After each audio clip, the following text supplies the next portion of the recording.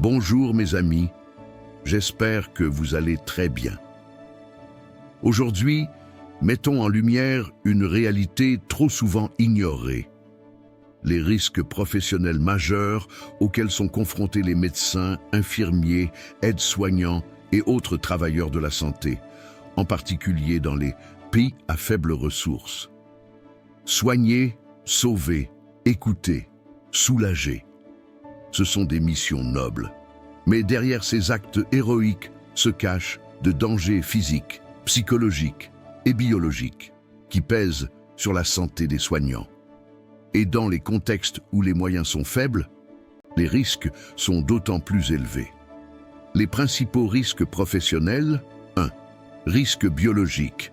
Les soignants sont exposés en première ligne. Des maladies infectieuses graves.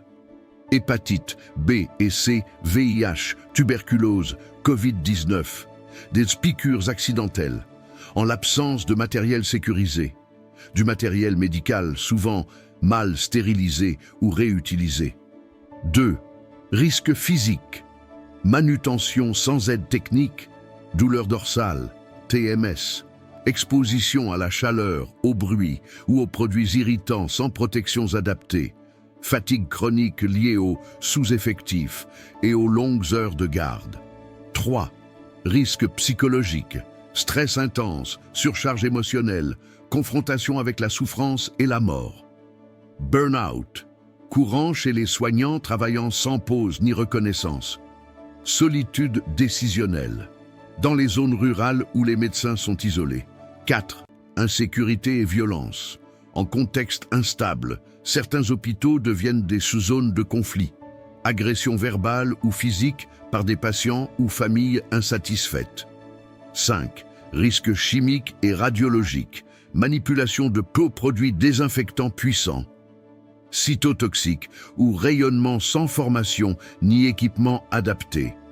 Conseils de prévention pour les soignants eux-mêmes. Dans leur volonté de sauver des vies, beaucoup de professionnels de santé négligeant leur propre santé. Voici des gestes simples mais essentiels pour éviter le développement de pathologies silencieuses. 1. Faire des bilans biologiques réguliers. Bilan hépatique, rénal, glycémie, cholestérol, numération, formule sanguine, surtout pour les opérateurs en radiologie. Dépistage VIH, hépatite, tuberculose, selon l'exposition. 2. Réaliser des examens de diagnostic préventif, ECG, radio-pulmonaire, imagerie en cas de douleur chronique. Examen gynécologique ou prostatique régulier selon l'âge. 3. Maintenir un suivi médical de prévention. Consulter un médecin généraliste au moins une fois par an, même sans symptômes. Prévenir vaut mieux que guérir, de nombreuses maladies évoluent silencieusement. 4. Prendre soin de sa santé mentale, rechercher du soutien, collègues, proches, psychologues si besoin. Prendre des pauses régulières, même courtes. Favoriser une alimentation équilibrée, le sommeil et l'activité physique. 5. Revendiquer son droit à un environnement de travail sûr. Signaler les situations à risque à la hiérarchie. Exiger des équipements de protection et des conditions de sécurité minimales. Participer à des sessions de formation continue en sécurité du travail. Un enjeu crucial dans les pays en développement. Dans de nombreuses régions d'Afrique, d'Asie ou d'Amérique latine, le personnel de santé travaille avec des moyens matériels dérisoires, subit une pression intense, n'a pas accès à des soins de qualité pour lui-même, est souvent sous-payé et peu soutenu psychologiquement. Renforcer la santé des soignants, c'est garantir la continuité des soins pour tous.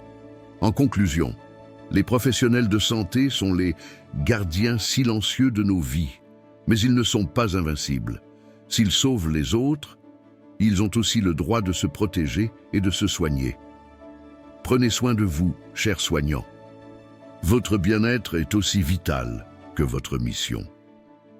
Si cette vidéo vous a été utile, pensez à liker. partagez vos expériences en commentaire et abonnez-vous pour plus de contenu dédié à la santé, à l'humain et à la prévention.